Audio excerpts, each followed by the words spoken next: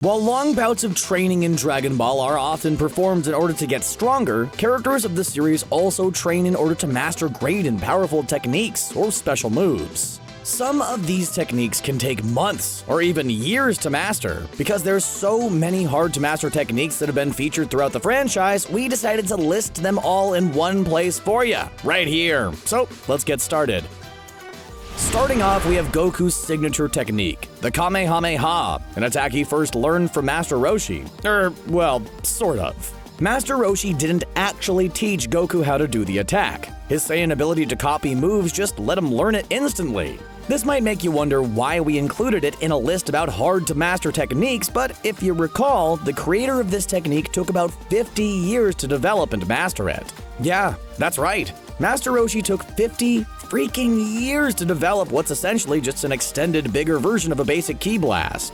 Maybe this says more about Master Roshi than it does about how hard the move is to master, but the point remains. Roshi took so much of his life to develop the Kamehameha that he actually had to gain a form of immortality at some point in order to fully master it. As for all the other users of the Kamehameha, most of them learned it pretty easily, but learning is not the same as mastering, and it took quite some time for Krillin, Yamcha, and even Goku to fully master the usage of the technique, showing just how hard it is to fully grasp. Next up, we have another signature technique of Goku's, Instant Transmission, otherwise known as one of Dragon Ball's most used Deus Ex Machinas. Since Goku's ability to literally teleport anywhere has made him an actual god. Literally, since the Kais also have a similar ability. Anyway, enough about Goku's overusage of instant transmission, let's talk about how hard it was for him to master it. And in order to do that, we have to look at the origin of the technique. Goku first encountered instant transmission while on the planet Yardrat, a world of somewhat weaker warriors who made up for said weaknesses with their ability to manipulate time and space. All of these techniques are very difficult to master for someone who doesn't have a Yardrat's natural abilities. But Goku managed to do it, learning instant transmission in a year on their planet. Upon returning to Earth, Goku made it very clear how hard it was to master the Yardrat techniques, which is why he only managed to learn one in his time there, making a pretty good choice since instant transmission has come in handy quite a bit throughout the franchise.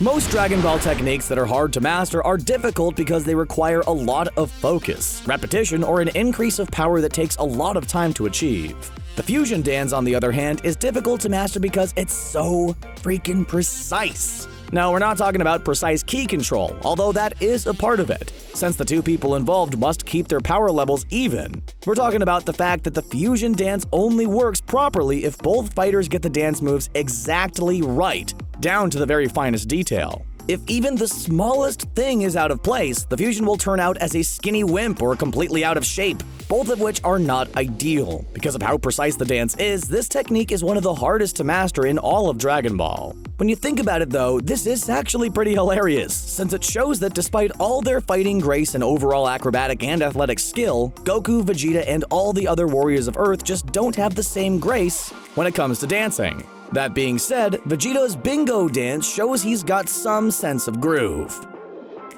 It's hard to imagine a time in Dragon Ball when flying wasn't a standard part of fighting, seeing as it's been around since the King Piccolo saga and only became more common from then on. However, we never really got a grasp of just how hard it is to learn to fly throughout most of the franchise. That is, until Videl was introduced to the series and blackmailed Gohan into teaching her how to fly. A cute little storyline that also ended up revealing the long-time mystery of how one learns to soar through the skies. In this episode, we saw that flying is about gathering your energy and pushing it underneath you as a means of levitation and propulsion, and boy is it hard to master. At least for someone who's never learned about energy control to begin with.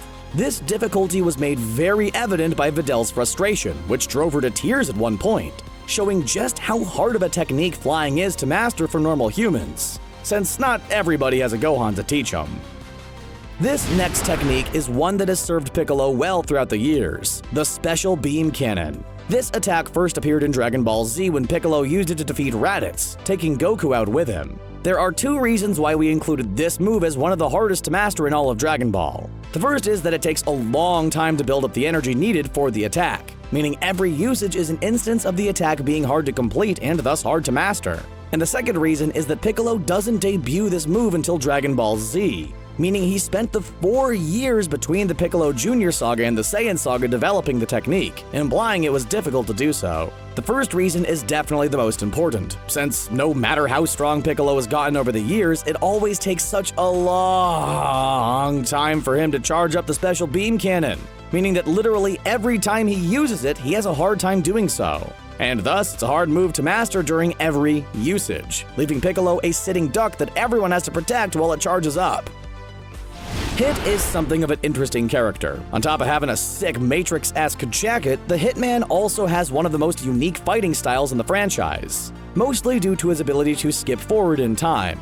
Using this power, Hit has developed a reserved fighting style that's meant to defeat his opponents with great precision and power. But despite how easy Hit makes it all look to pull off, his time-skipping powers and the attacks that utilize it, it's not an easy ability to master, both within the world of Dragon Ball and, playing Dragon Ball FighterZ. Hit's time skip isn't as easy as it looks, which is why we included it in the list of hardest to master techniques. Seriously, the reason why Goku and Friends haven't encountered a time-skipping fighter before Hit is because the technique is so hard to master that only a select few in the entire frickin' multiverse have learned and mastered it, Hit being one of them. This should tell you all you need to know about just how difficult it is to master the ultra-powerful skill of time-skipping. You might be thinking to yourself, why do we include the Great Ape in this list of hard-to-master techniques? All a Saiyan has to do is have a tail and look at the moon. Easy, right? Well, yes, that part of the Great Ape transformation is easy, but the difficult aspect of it comes in mastering it, by which we mean keeping one's composure while in this rageful, powerful form. If you recall, every instance in which both Goku and Gohan turn into a Great Ape, they lose their minds, going mad and destroying everything around them. However, when Vegeta turned into a Great Ape, he could speak and think freely. This is because the strongest Saiyans have learned to control their Great Ape rage, a very difficult thing to accomplish that only the elite Saiyan warriors have done. Seriously, the rage of a Great Ape is so powerful that controlling it would take a lot of time, as well as a whole lot of damage and destruction, since we imagine there'd be quite a bit of trial and error in the process. Suffice it to say, controlling the primal rage within themselves is a tough mountain to climb for Saiyans, so it's a good thing Tails have disappeared from the franchise. There are a number of reasons why the Kaioken fits in the category of hard-to-master techniques. The first reason is that it took Goku a whole year to master it, showing that his Saiyan ability to mimic techniques didn't come in handy while learning the power-up, meaning it was much harder to learn than the other attacks. The second reason we included the Kaioken in this video is because it's so very damaging to the user's body. So very damaging. We're not exaggerating here either, since almost every instance of Goku pushing the technique past its base power multiplier has resulted in his body breaking down, leaving him unable to move and in immense pain. As if that reason wasn't bad enough, the final reason we believe the Kaioken is incredibly hard to master is the fact that neither Goku nor King Kai ended up teaching it to any of the other warriors of Earth. Yes, a power multiplying technique that has literally saved Goku's butt a dozen times hasn't been taught to the other Z fighters, leading us to believe that only one as skilled as Goku can learn the power-up technique. How could we do a video about hard-to-master techniques and not talk about all of the Super Saiyan forms? Think about it. Every time a new Super Saiyan form has been introduced, it was a while before other Saiyans could catch up and use that form. For example, after Goku first went Super, it took quite some time for Vegeta to gain his own Super Saiyan form. This isn't the only way in which Super Saiyan forms have been depicted as being hard to master either. It's also been made clear that bringing Super Saiyan to its full power potential was a difficult process for Goku, taking him a year in the hyperbolic time chamber to master the form fully. Additionally, it's been made clear that Goku has yet to master the energy-draining side effects of his Super Saiyan 3 form. Suffice it to say, going Super Saiyan isn't as simple as getting angry and then getting stronger, since after Goku's first transformation, we saw how hard it is to maintain and fully realize the power of the Super Saiyan.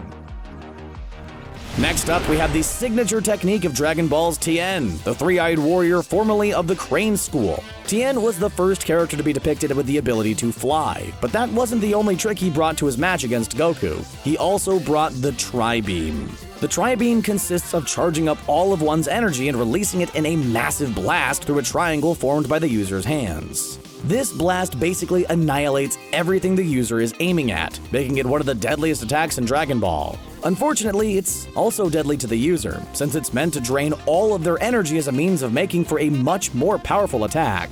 This is the reason why we included it in this video, since in order to, not die when using the Tri-Beam, Tien had to get very, very strong in order to survive later uses of it. Meaning Tien had to raise his power level to a point where using up all of the power he used in his fight against Goku wouldn't kill him. Confusing as that may sound, the point remains. The Tri-Beam is an incredibly tough technique to master. Like the Tri-Beam, the evil containment wave is likely to severely damage whoever's using it. This happened to both Master Roshi and his teacher, Master Mutaito, when they were attempting to seal away King Piccolo as a means of protecting the world from his wrath. Due to how much energy it takes to turn a target into pure energy and then aim said energy into a container, it's no wonder that the technique is likely to end the life of its user. But this is just part of what makes the technique so hard to master. For one thing, we've actually seen a few characters struggling to learn the technique, including Goku and future Trunks, both of whom couldn't learn it right away. Something that's especially surprising for Saiyans. More importantly, the fact that a warrior using the Mafuba to train themselves to be strong enough to use it over and over again without dying shows how difficult it is to master the evil containment wave. In fact, this makes Master Roshi's power come the time of the Tournament of Power all the more impressive, since he went from using the Mafuba and dying to using it multiple times throughout the tournament without breaking a sweat. Next up, we have one of the many staple techniques of Dragon Ball, the after-image technique. The after-image technique is exactly what it sounds like, the act of moving so fast that an after-image is left behind, fooling the user's opponent into thinking they're in one place when they're really in another, making for the perfect setup to a sneak attack.